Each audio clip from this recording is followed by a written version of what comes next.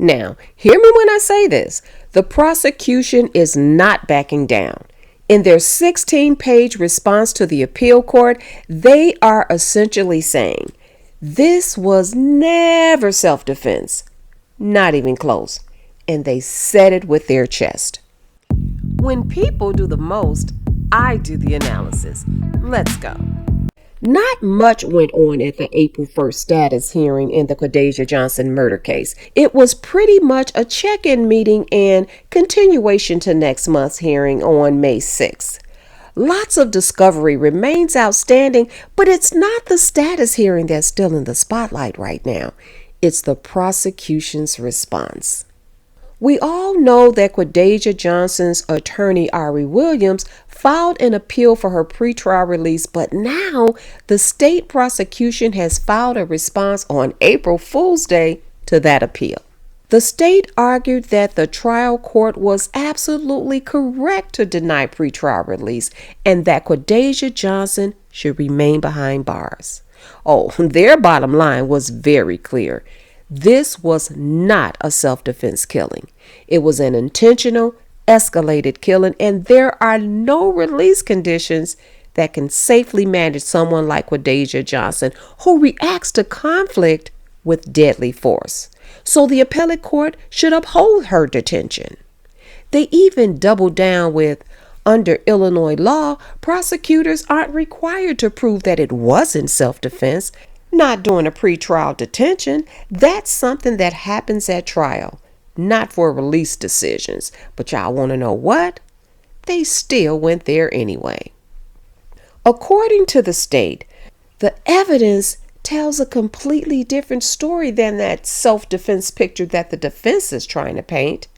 There are multiple witnesses, and these people have no connection to either side. But they all said the same thing.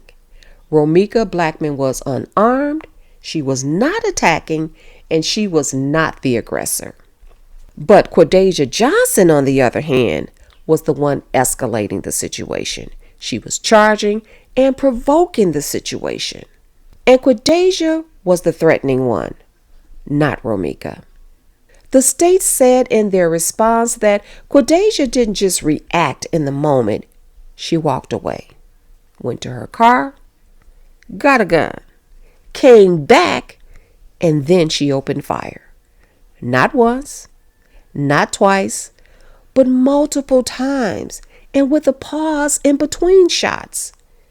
And she didn't stop until her gun jammed. And listen, the prosecution didn't mince words either. They called them kill shots. And the prosecution said that shows intent. And if anyone feared for their life on September 8th, 2025, it was Romeka Blackman, the victim. The state went on to point out that Romeka was actually trying to get away when she was shot. So in their eyes, this was not self-defense. This was someone making a decision and following through with that decision. So for those who are questioning why Quadajah Johnson is still being held, the state of Illinois says that she is a clear and present danger to the community because this murder took place in broad daylight. It happened near a school and with young children around, including her own 5-month-old child that day. And even more chilling is the testimony about a fist bump between Quadajah and Carlos Smith that took place after the shooting.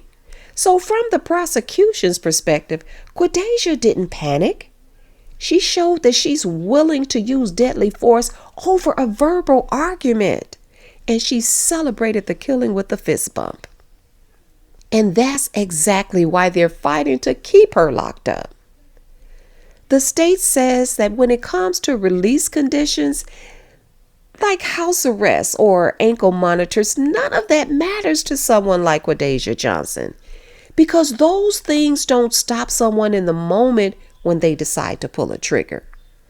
But jail does, and prison certainly does.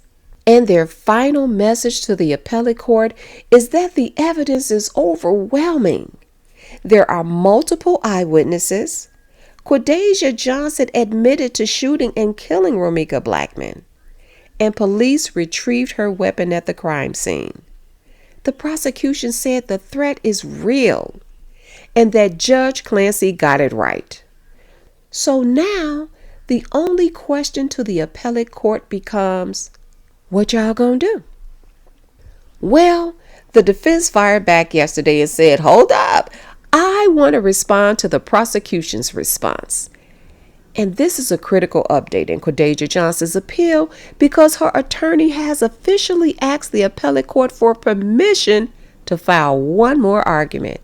Attorney Ari Williams wrote a reply memorandum on April 2nd, basically asking the appeal court for a final chance to respond directly to the state's opposition.